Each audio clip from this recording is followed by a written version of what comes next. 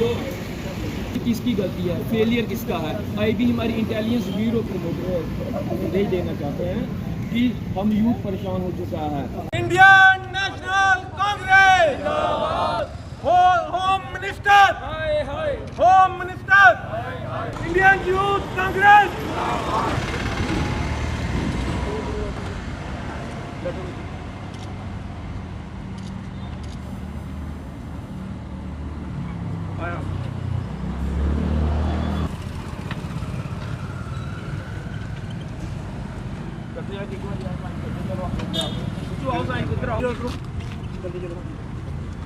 सारे की बुलाना ना, बाहरों बुलाना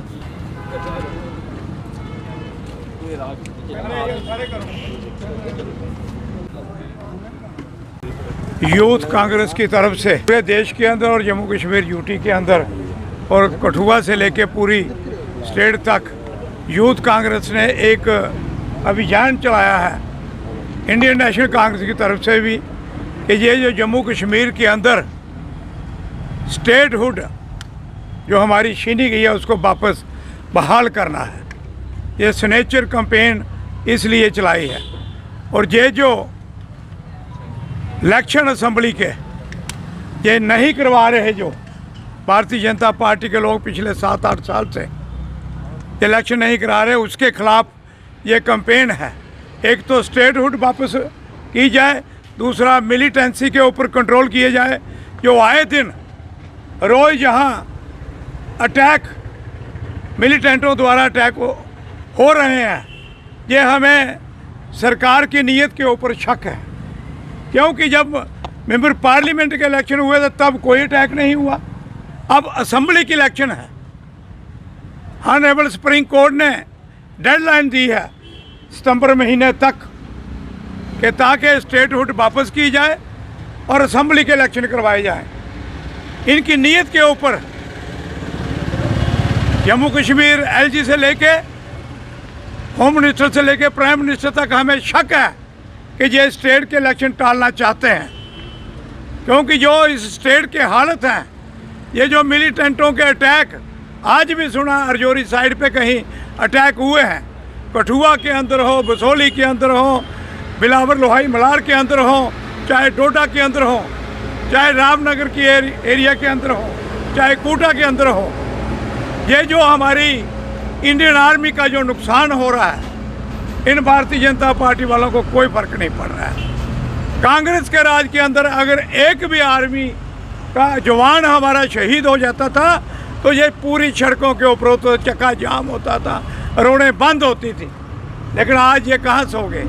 आज ये जो कहते थे उस वक्त 2014 में एक गर्दन के बदले 10 गर्दनें लाएंगे, एक मारोगे तो हम 10 मारेंगे। आज क्या हालत हो गई है इस देश की, क्या हालत कर दी है इन्होंने हमारे आर्मी के जवानों की।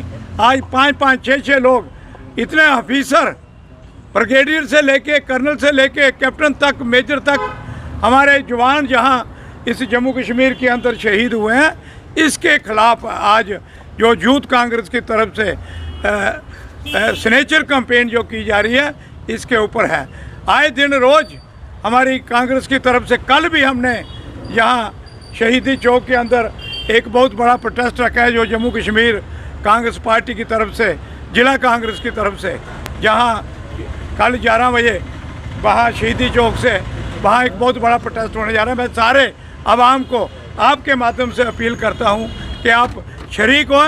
ये जो भारतीय जनता पार्टी ने इस स्टेट की जो हालत की है, मैं आपको कहना चाहता हूँ, ये रोज़ नए नए चबूके छोड़ते हैं, रोज़ नई नई बातें लेके आते हैं। एक पेड़ माँ के नाम, ये अभियान चलाया है।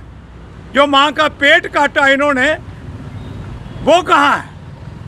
लाखों पेड़ हमारे पूरे नेशनल हाईवे के अंदर काट दिए, लाखों पेड़ हमारे घाटी के अंदर एरिया के अंदर, जिलाई एरिया के अंदर जो इंडस्ट्री लगा रहे हैं, और लाखों पेड़ हमारे काटे गए हैं। इस बार आपने देखा गर्मी की डिग्री 48-50 डिग्री पहली बार इस कठुआ के अंदर जो गर्मी हुई है वो इन पेड़ काटने से हुई है।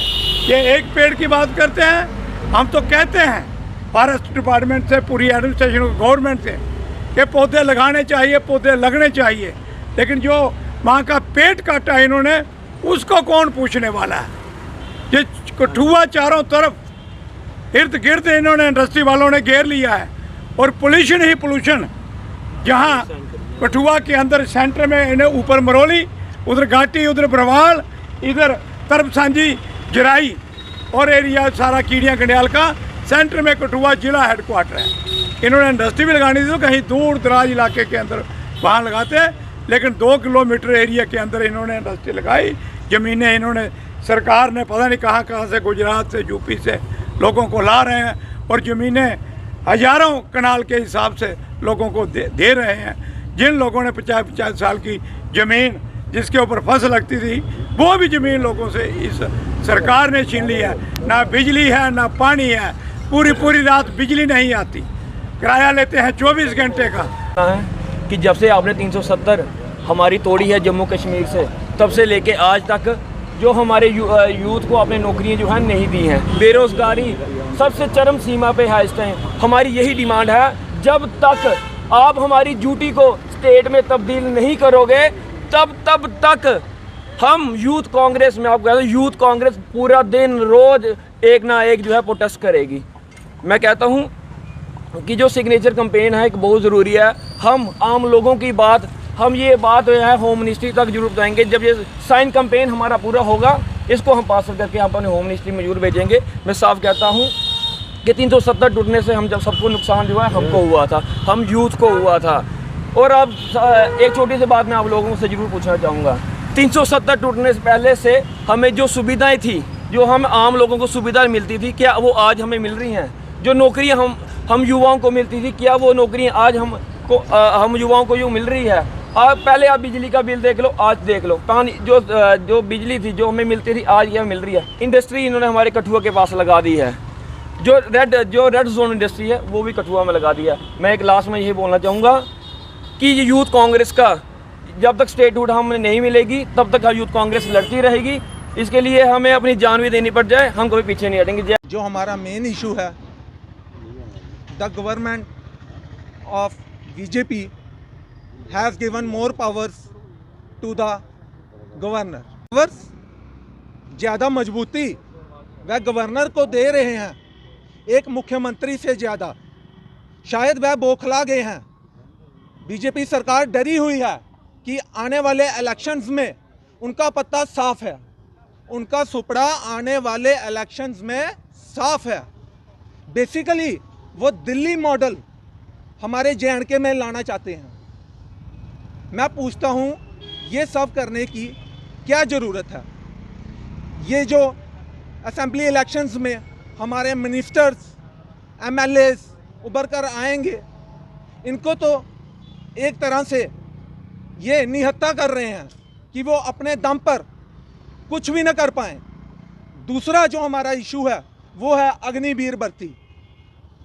अभी कुछ महीनों पहले पंजाब में एक अग्निवीर शहीद हुआ।